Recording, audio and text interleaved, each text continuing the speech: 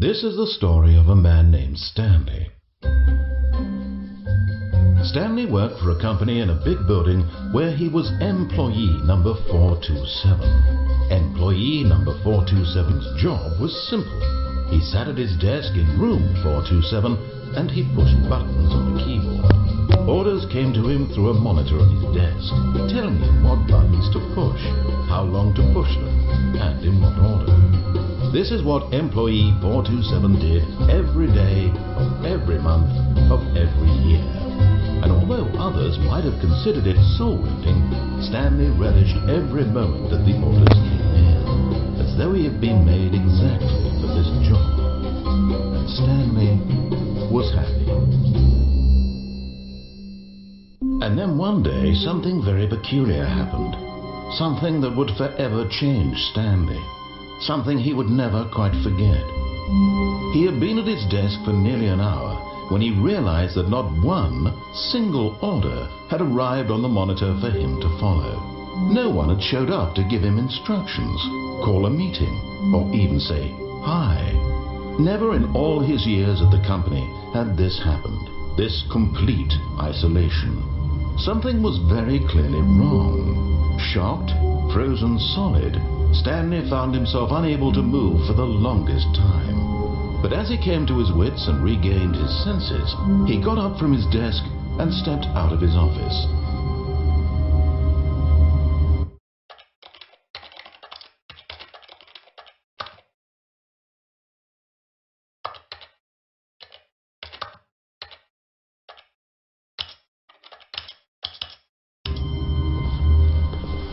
All of his co-workers were gone. What could it mean? Stanley decided to go to the meeting room. Perhaps he had simply missed a memo. No matter how hard Stanley looked, he couldn't find a trace of his co-workers.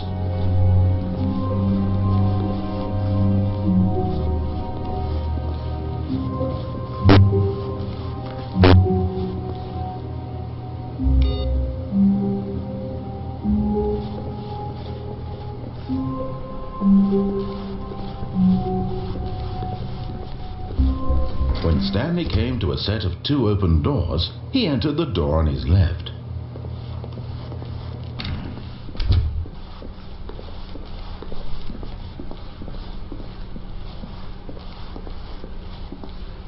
Yet there was not a single person here either. Feeling a wave of disbelief, Stanley decided to go up to his boss's office, hoping he might find an answer there.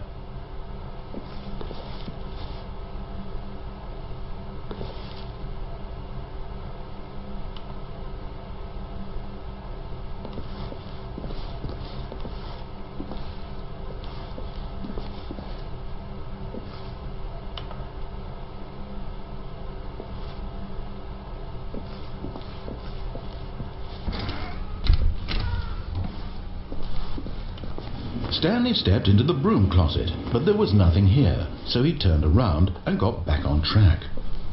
Coming to a staircase, Stanley walked upstairs to his boss's office.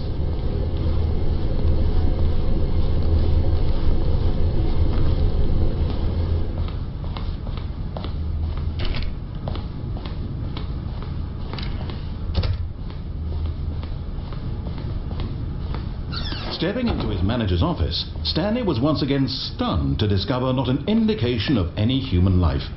Shocked, unraveled, Stanley wondered in disbelief who orchestrated this, what dark secret was being held from him.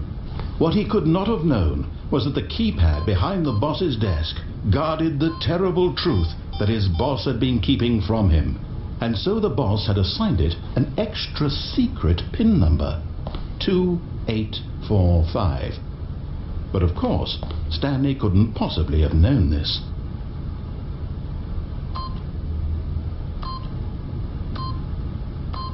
Yet incredibly, by simply pushing random buttons on the keypad, Stanley happened to input the correct code by sheer luck.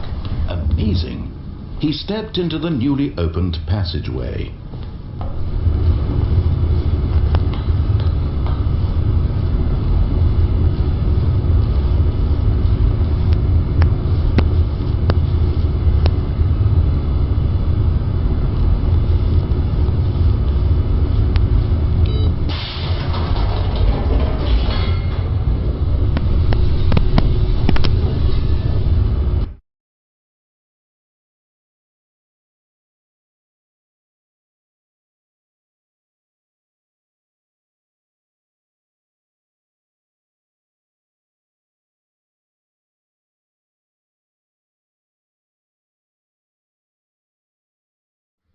Descending deeper into the building, Stanley realized he felt a bit peculiar.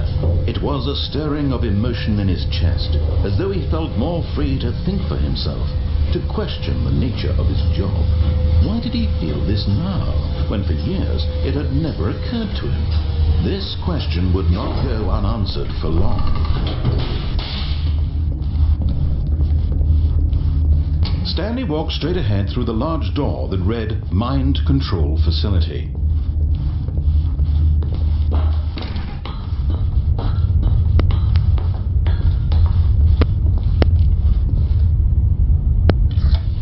The lights rose on an enormous room packed with television screens. What horrible secret did this place hold? Stanley thought to himself. Did he have the strength to find out?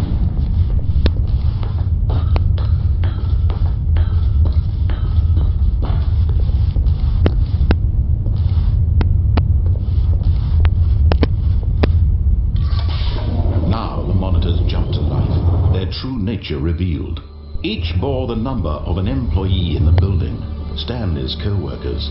The lives of so many individuals reduced to images on a screen, and Stanley, one of them, eternally monitored in this place where freedom meant nothing.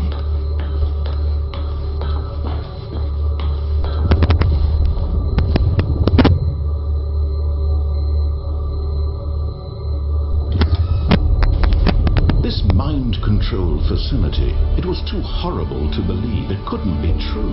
Had Stanley really been under someone's control all this time? Was this the only reason he was happy with his boring job? That his emotions had been manipulated to accept it blindly? No. He refused to believe it. He couldn't accept it. His own life in someone else's control? Never. It was unthinkable, wasn't it? Was it even possible? Had he truly spent his entire life utterly blind to the world? But here was the proof, the heart of the operation. Controls labeled with emotions, happy or sad or content, walking, eating, working, all of it monitored and commanded from this very place. And as the cold reality of his past began to sink in, Stanley decided that this machinery would never again exert its terrible power over another human life, for he would dismantle the controls once and for all.